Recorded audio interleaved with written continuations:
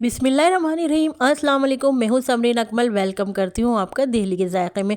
उम्मीद करती हूँ आप लोग खैरियत से होंगे। आज आपसे एक ज़बरदस्त सी रेसिपी शेयर कर रही हूँ, वो भी पेशावर की मशहूर चरसी कढ़ाई बनाने की। यकीन इस रेसिपी ख़ास बात ये कि ये बहुत ही कम मिर्च मसालों से बनकर तैयार होती है, लेकिन बनती बहुत ही गज़ब की और कमाल की बनती है। और इंशाल्लाह ताला मैं आपको बिल्कुल होटल स्टाइल में ही बनाना बताऊँगी।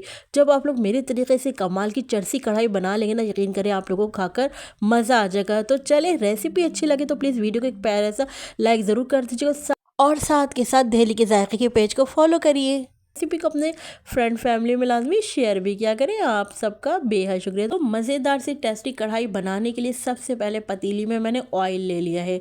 ऑयल आप लोग अपने हस्बे ज़रूर ले लीजिएगा। मैंने यहाँ पर कम से कम 1 कप से थोड़ा सा ज़्यादा ऑयल का इस्तेमाल किया है।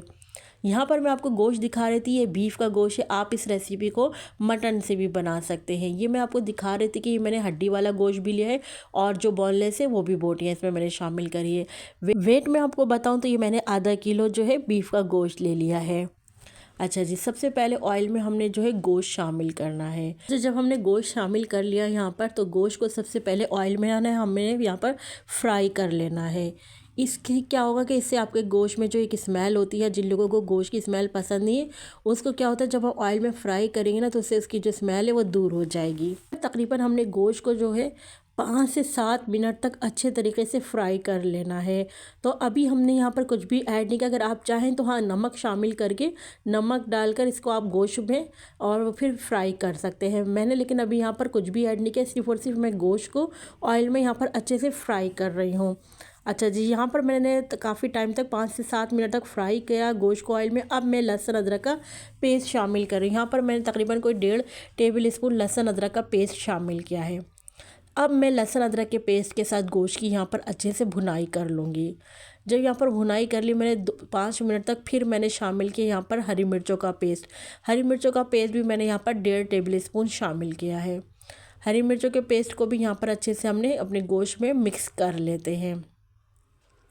अच्छा, अभी मैं क्या करूँगी, अभी मैंने सिर्फ हरी मिर्चों का पेस्ट और यहाँ पर लहसुन का पेस्ट गोश्त में शामिल किया है और इसके अलावा मैंने कुछ भी शामिल नहीं किया। तो लहसुन के पेस्ट और जो हरी मिर्च का पेस्ट है, इनको अच्छे से हमने अपने गोश्त में मिक्स कर लिया है। अब मैं क्या करूँगी, मैं गोश्त गलने का पानी शामिल कर दूँगी। तो यहाँ पर मैं 1 गिलास जो है गोश्त गलने का पानी शामिल करके, अच्छा यहाँ पर मैंने क्या किया था, यहाँ पर मैंने तकरीबन 6 से 7 टमाटर को बीच में से काटा, यानी एक टमाटर के 2 करके, और उनको मैंने उल्टा करके रख दिया था ताकि टमाटर भी गोश्त के साथ हमारे सॉफ्ट हो जाए। तो टमाटरों को ही हमने गोश्त के साथ ही गलने के लिए रख देता तकरीबन 45 मिनट्स के लिए। 5 मिनट्स बाद जब टमाटर गल गए तो हमने क्या करा, उनकी स्किन को रिमूव कर लिया और स्पैचुला की मदद से टमाटरों को हमने मैश कर लिया था। अच्छा जी, यहाँ पर मुझसे ये हुआ कि जी जब 45 मिनट हो गए, तो यहाँ पर 45 मिनट के बाद मैंने लिड हटा के मैंने इसमें मसाले इंग्रेडिएंट्स जो वो ऐड कर दिए थे। तो उसकी जो है वीडियो मिस हो गई, लेकिन मैं आपको बता देती हूँ यहाँ पर कि मैंने मसाले इसमें किस तरह कितने ऐड किए हैं। तो इसके लिए देखिए मैं आपको बता रही हूँ कि यहाँ पर मैंने जो है 1 टेबल स्पून, ये देखिए दिखा रही हूँ मैं आपको, 1 टेबल स्पून मैंने कुटी हुई लाल मिर्चें शामिल करी थी। इसके अलावा मैंने ये जो है धनिया लिया था, इसको मैंने कूट के शामिल करा है। 1 टेबल स्पून है ये। अच्छा, इसको होटल में जो है किसी होटल में ऐड किया जाता है धनिया, किसी होटल में स्किप किया जाता है। तो मैंने शामिल किया है ये 1 टेबल स्पून धनिया। 1 टेबल स्पून ही मैंने सफ़ेद ज़ीरा पिसा हुआ शामिल किया है।